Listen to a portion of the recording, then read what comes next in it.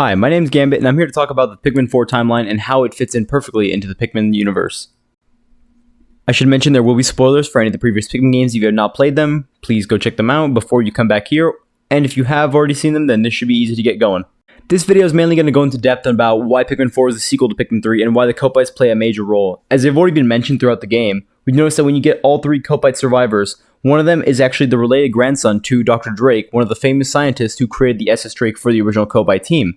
Continuing on from that point, Alpha is actually the grandson of also the Dr. Drake who created the SS Drake along with his grandfather, meaning that either York and Alpha are either cousins, or they may be related as siblings and yet have not mentioned each other, as there is not really any dialogue that connects the two yet.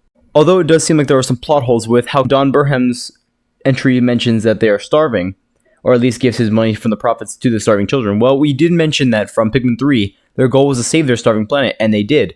However, that doesn't mean this may have happened right away, such as maybe this is taking place during the time after they were saved, where the planet was still recovering, which meaning that they would still have to grow more food to keep up. Now this brings us back to Olimar, especially because he's mentioned every single Pikmin so far in these data logs we've seen in Pikmin 4. And what surprised me the most is Pikmin 2 and 3 have two separate Pikmin that are mentioned in these data logs.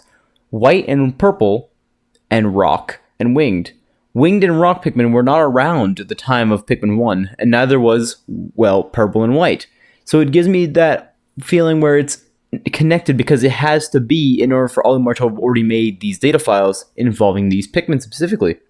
It makes the most sense for this to be the case, as he would never have experienced or seen these Pikmin otherwise. Especially since, at the end of Pikmin 1, when all the onions take off, many of those Pikmin onions are now recognized today as being these new Pikmin that we've already seen and experienced so far.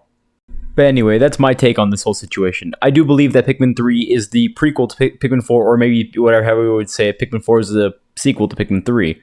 But it does make sense that they would line up in this specific timeline because Captain Olimar would have had to get off the planet. I do know that there are some theories confirming, or at least trying to confirm, that Olimar, this is an alternate timeline where he does give off the radar, but that would also counteract a lot of the things that have already been shown to us throughout the story, such as Olimar meeting Moss and these other Pikmin types that have been introduced in this exact game because they wouldn't have been introduced before if Olimar did, in fact, stay on this planet.